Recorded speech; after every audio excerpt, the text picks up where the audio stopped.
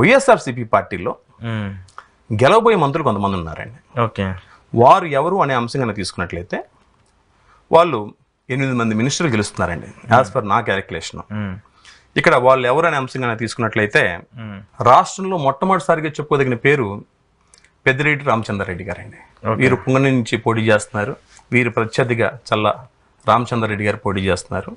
ఈ పొంగనూరు కాన్స్టిట్యున్సీ నుంచి గతంలో కూడా వీరు పోటీ చేశారు. పెద్దిరెడ్డి రామచంద్రారెడ్డి గారు 100% గెలుస్తున్నారు. ఆ మెజార్టీ 20,000 పైన ఉంటుందండి. ఓకే, గెలిచే వాళ్ళు వీరు మొదటిగా ఉంటారని చెప్పుకోవచ్చు. ఇక రెండవ వ్యక్తి వచ్చేసి దోణ్ నుంచి బుగ్గన రాజేంద్రనాథ్ రెడ్డి గారు.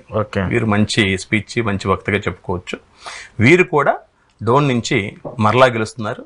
ఆ మెజార్టీ 15,000 పైచిలకే ఉంటుంది. ఓకే, అలాగే సాలూరు నుంచి డిప్యూటీ సీఎంగా పనిచేసినటువంటి పీడిక రాజేంద్ర గారు, వారు కూడా గెలుస్తున్నారండి. ఓకే, అలాగనే సర్వేపల్లి నుంచి గతంలో వైఎస్ఆర్సీపీ పార్టీలో రెండో విడతగా భాగంగా మంత్రి పదవి తీసుకున్న కాకాని గోవర్ధన్ రెడ్డి గారు ఈసారి మళ్ళా గెలుస్తున్నారండి.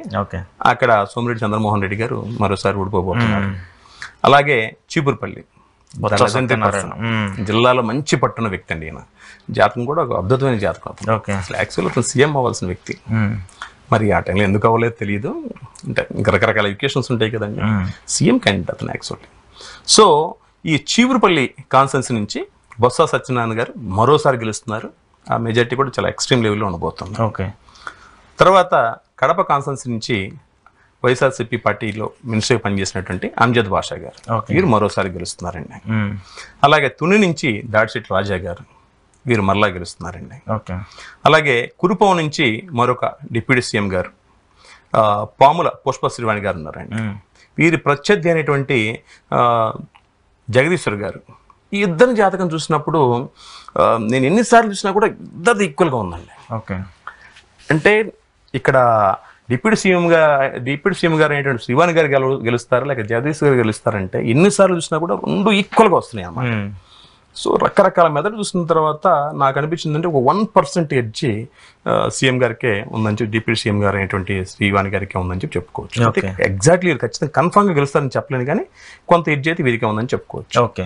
ఆ రకంగా తీసుకున్నట్లయితే ఈ 8 మంది వైఎస్ఆర్సీపీ పార్టీలో అంటే 7గురు ఖచ్చితంగా గెలుస్తున్నారు. 8 వారు అయినటువంటి డిప్యూటీ సీఎం శ్రీవాణి గారికి కొంత ఎడ్జ్ ఉందని చెప్పుకోవచ్చు. అయితే 25 మంది ఓడిపోతున్నారు మంత్రులుగా చేసిన వాళ్ళు, 8 మంది గెలవబోతున్నారు. ఇది నా అనాలిసిస్.